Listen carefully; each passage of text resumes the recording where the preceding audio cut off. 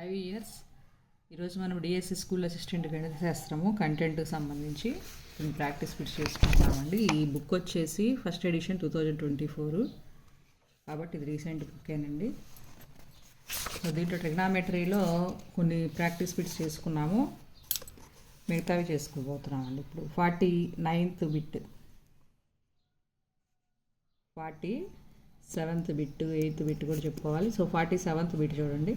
ఒక నావ నదిని దాటాల్సి ఉంది. నదీ ప్రవాహం కారణంగా ఆ నది తీరంతో 60 డిగ్రీల కోణం చేస్తూ ఉంటే ఆ నావ 600 మీటర్లు ప్రయాణించి అవతల తీరాన్ని చేరింది. ఆ నది వెడల్పు ఎంత అన్నారు. సో దీనికోసమని మనం ఒక డయాగ్రామ్ వేసుకొని చేయాలి. డయాగ్రామ్ లేకుండా ఈ సమ్ము మనం చేయలేము. సో దానికోసమని ఇప్పుడు ఈ విధంగా ఒక నది తీసుకున్నాము. తీరం తీసుకుంటే 600 మీటర్స్ ప్రయాణం చేసింది, అవతల తీరాన్ని చేరిందండి ఆ నావ. ఆ నది తీరంతో 60 డిగ్రీల కోణం చేస్తుంది. దాని ప్రకారం వేసుకుంటే మన నది వెడల్పు అడిగారు, అది ఎక్స్ అనుకున్నాం. ఆ 60 డిగ్రీస్ ఈక్వల్ టు, ఎందుకని నది వెడల్పు అంటే 60 డిగ్రీస్కి ఆసన్న భుజం కాబట్టి 600 కర్ణం కాబట్టి cos 60 equal to x by 600, 1/2 equals x by 600, x equal 600/2, x equal to 300 metres వచ్చిందండి ఈ సమ్కి ఆన్సర్.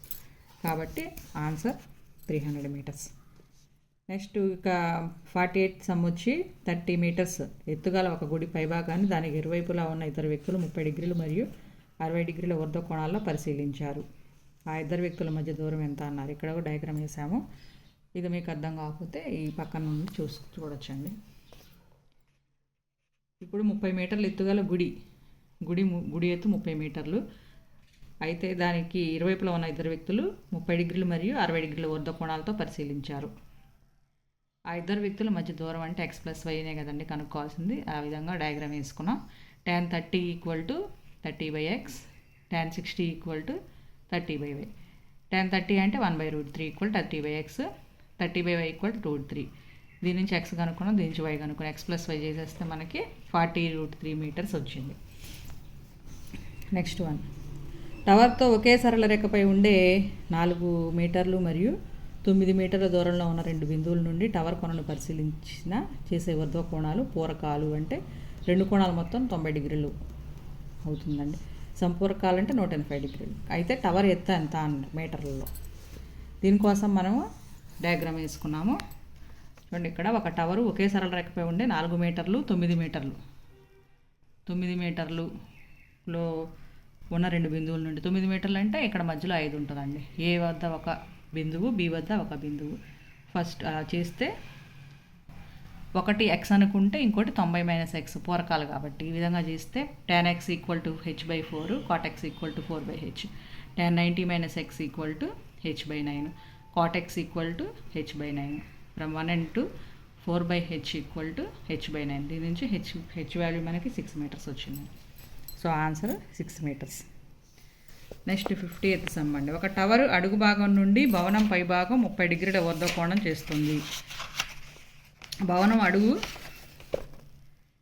భాగం నుండి టవర్ పై భాగం 60 డిగ్రీల ఊర్ధ్వ కోణం చేస్తుంది. టవర్ ఎత్తు 30 మీటర్లు అయినా భవనం ఎత్తు ఎంత అన్నారు. దీనికి సంబంధించిన డయాగ్రాము 50th సమ్ము వచ్చేసి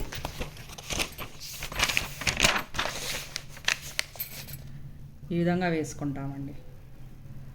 టవరు భవనం 2 తీసుకుంటే టవర్ ఎత్తు ఇచ్చారు, భవనం ఎత్తు కనుక్కోమన్నారు. ఆ భవనం అడుగు భాగం నుండి టవర్ పై భాగం ఏమో 60 డిగ్రీలు చేస్తుంది.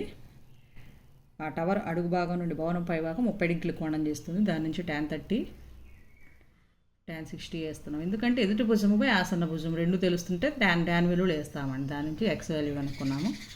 First equation, second equation value chart ప్రకారం చేయాలండి. వాల్యూ చార్ట్ గుర్తు లేకపోతే ఈ సమ్స్ ఏవి రావు.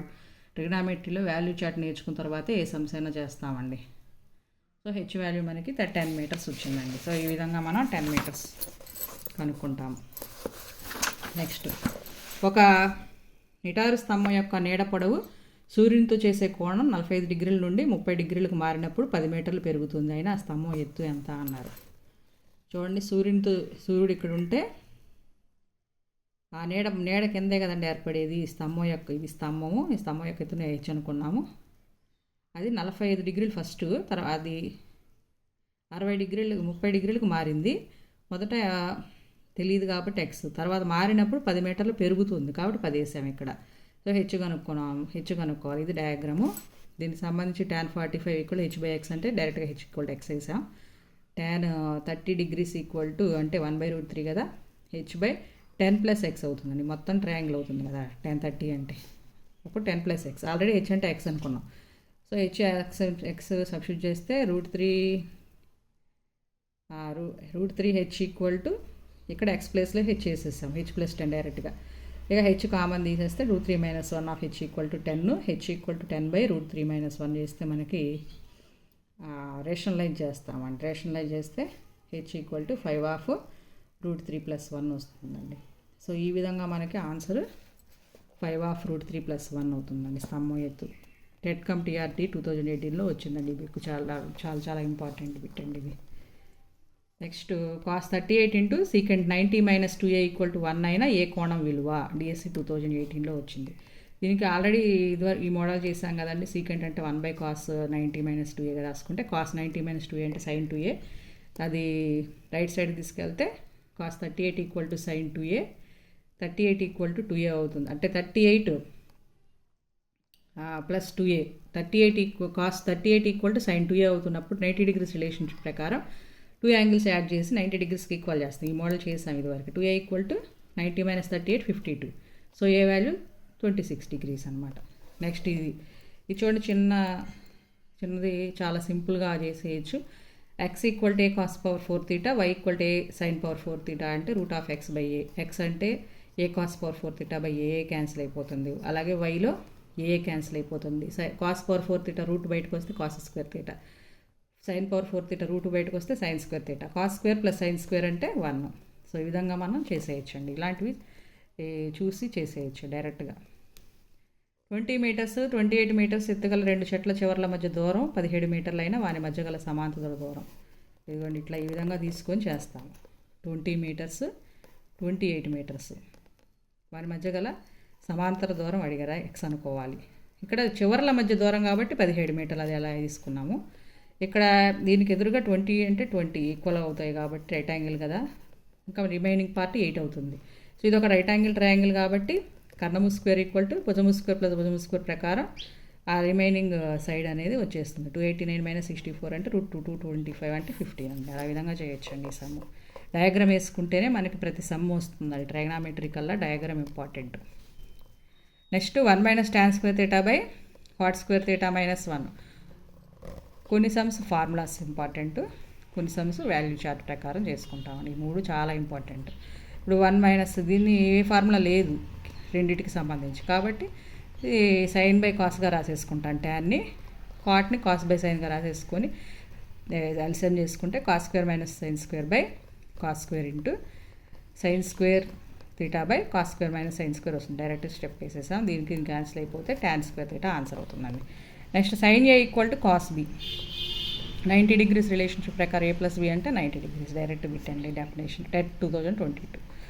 sin a - b equal to 1/2, cos a + b equal to 1/2. ఇది కూడా ఈ మోడల్ కూడా చేసిందాం ఈ వరకు. a - b 30 డిగ్రీస్ అవుతుంది, a + b అంటే 60 డిగ్రీస్ అవుతుంది. cos a కేవలం 1/2 60 డిగ్రీస్. సో ఆ విధంగా చేస్తే 2a equal to 90, a equal to 45 degrees. Triangle ఏబీసీలో angle b equal 90 degrees, tan a equal √3 అయినా sin a cos c + cos a sin c విలువ ఎంత అన్నారు. టెట్ 2022లో ఇచ్చారు. ఇది కూడా చేసామండి ఈ మోడల్ కూడా. tan యొక్క ఏ విలువకు √3 వస్తుందండి 60 degrees. So b 90 + 60 150, remaining 30 degrees ఈ విలువ. సో ఇది ఫార్ములా దేనికి, sin a + cకి. sin a cos c + cos a sin c equal to sin of a + c. So అప్పుడు 90 డిగ్రీస్, sin 90 డిగ్రీస్ అంటే 1. ఈ విధంగా కొన్ని ప్రాక్టీస్ బిట్స్ చేసామండి. Thank you.